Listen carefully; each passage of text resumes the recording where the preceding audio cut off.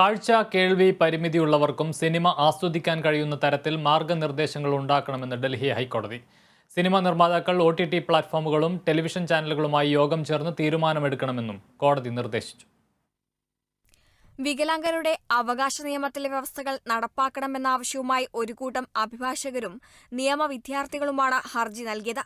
ഇതിൽ കാഴ്ച കേൾവി വൈകല്യമുള്ളവർ സമർപ്പിച്ച ഹർജി പരിഗണിച്ചാണ് കോടതി ഉത്തരവ്.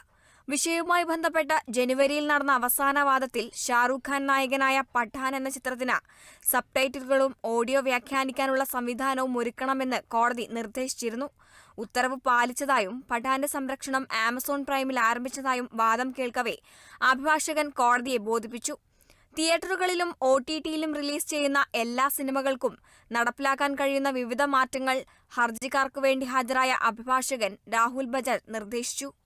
ഇവ പരിഗണിച്ച ശേഷമാണ് RPWC നിയമത്തിലെ വ്യവസ്ഥകൾ അടിയന്തരമായി നടപ്പാക്കേണ്ടതുണ്ടെന്ന് കോടതി ചൂണ്ടിക്കാട്ടിയത്. അതേസമയം സിനിമാ പ്രവർത്തകരുമായി യോഗം ചേരാൻ കോടതി നിർദ്ദേശിക്കുകയായിരുന്നു.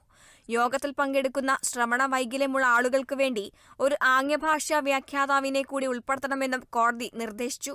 ഹൈക്കോടതി നടപടികൾക്കും ഒരു വ്യാഖ്യാതാവ് ഉണ്ടായിരിക്കുന്നത് പരിഗണിക്കണമെന്ന വാദം കേൾക്കവെ രജിസ്ട്രാർ ജനറലിനോട് കോടതി പറഞ്ഞു.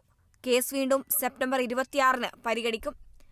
National desk, Kerala vision news.